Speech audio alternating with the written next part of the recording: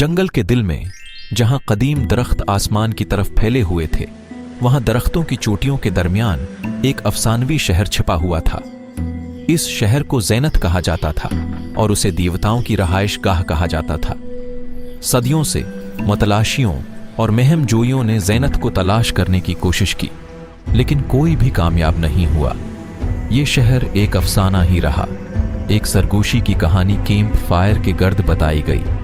आयान, एक शानदार और नडर माहिर आसार कदीमा ने अपनी पूरी जिंदगी जंगल की कदीम तहजीबों का मुतालहा करने में सिर्फ की थी। वो ज़ैनत के राजों से पर्दा उठाने के लिए प्रेज़म थी। एक दिन आयान ने एक कदीम नक्शा को ठोकर मारी जो एक टूटी हुई मंदिर की दीवार पर नक्श था। नक्शे में दरख्तों की चोटियों से गुजरते हुए रास्ते को दिखाया गया है, जिसकी वजह से एक पुरअसरार इलामत ज़ीनत का निशान है। माहिरीन की एक टीम के साथ आयान ने जंगल में एक खतरनाक सफर का आगाज किया। उन्होंने गुदार दरियाओं पर सफर किया, महलक मखलूकात से ग्रीज किया और बुलंद व बाला दरख्तों पर चढ़ गए। आखिरकार हफ्तों के सफर के बाद वो ज़ीनत के दरवाजे पर पहुंच गए। शहर एक आबशार के पीछे छिपा हुआ था और अंदर जाने का वाहिद रास्ता एक तंग समीटी सरंग से होता था। जैसे ही वो शहर में अभरे, आयान और उसकी टीम हैरान रह गई। ज़ीनत कदीम इंजीनियरिंग का एक उजूबा था, जिसमें दरख्तों की चोटियों और दरख्तों को जोड़ने वाले सस्पेंशन पुलों में बड़े बड़े ढांचे बनाए गए थे। लेकिन शहर को तर्क नहीं किया गया था। हुनरमंद जंगजुओं और दानिशमंदों का एक कबीला ज़ीनत के सरपरस्त आयान और उसकी टीम को साए से देख रहे थे। सरपरस्तों ने इंकिशाफ किया कि ज़ीनत सिर्फ एक शहर नहीं था, बल्कि एक एली दायरे का गेटवे था जहां देवता खुद रहते थे।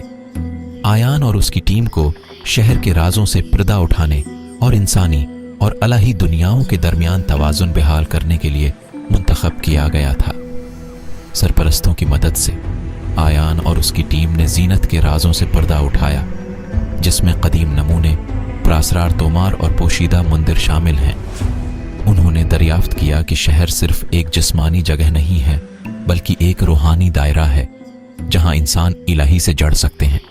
जैसे ही वो जाने की तैयारी कर रहे थे, सरपरस्तों ने आवा को एक मुक़द्दस किताब सौंप दी, जिसमें ज़ीनत का इल्म था।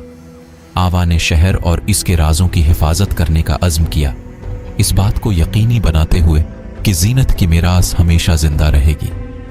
उस दिन से आयान को दरख्तों के खोए हुए शहर के मुहाफ़िज़ के तौर पर जाना जाने लगा और उसका नाम पूरे जंगल में एहतराम के साथ सरगोशी की गई।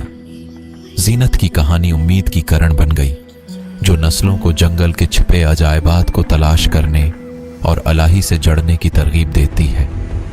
और आयान के सफ़र ने एक याद दहानी के तौर पर काम किया कि अंतहाई पुरअसरार राजों को भी अज़्म, हौसले और नामालूम को दरियाफ़त करने की ख्वाहिश से पर्दा उठाया जा सकता है।